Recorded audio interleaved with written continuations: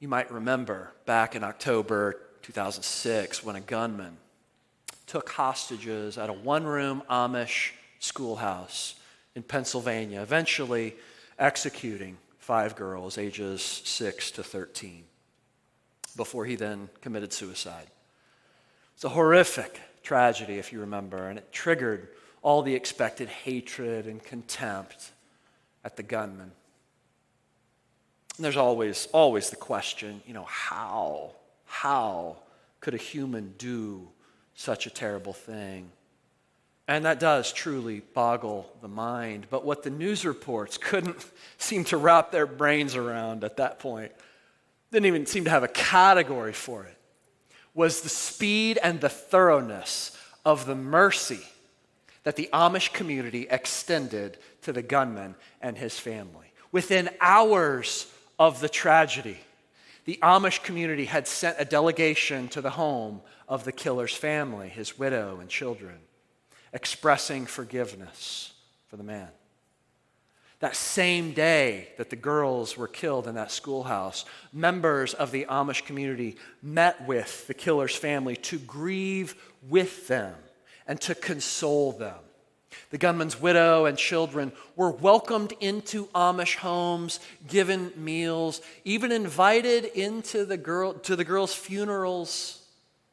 And notably, about half of those around 75 that attended the gunman's burial were Amish.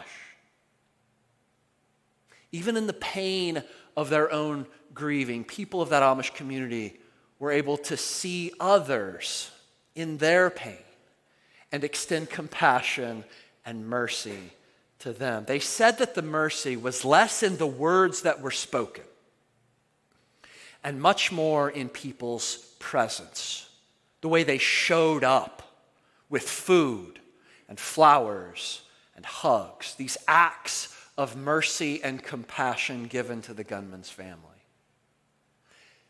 And in the course of all that, a remarkable thing happened. The killer became a human being again to that community. His name was Charles. He delivered milk. And he had been angry at God for his own losses. They pitied him. And they loved his family on his behalf. This kind of response, like the reporters, they didn't have a category for this. Some got angry, some just didn't know what to do. One reporter asked one of the grandmothers, she was like, did you guys get together and have a meeting and plan your forgiveness? Orchestrate your response? And the grandmother didn't know how to answer that question. She was just so you mean there's people who think that we planned this? It was so obvious, the grandmother just didn't understand the question. It's no, this is what we do. This is what you do. Forgiveness is grace, and mercy this is just what you do. This is who we are as a community. This is basic to following Jesus.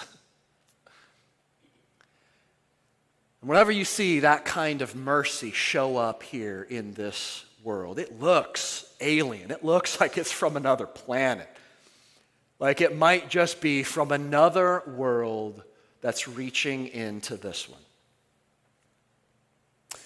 So the next time you notice that you have some kind of power over someone else, whether it's moral power and you're in position to forgive, or positional power and you're in position to assist, maybe financial power and you're in position to provide, or maybe it's that kind of circumstantial power, that combination of factors that comes with your place in this particular society, what our world calls privilege.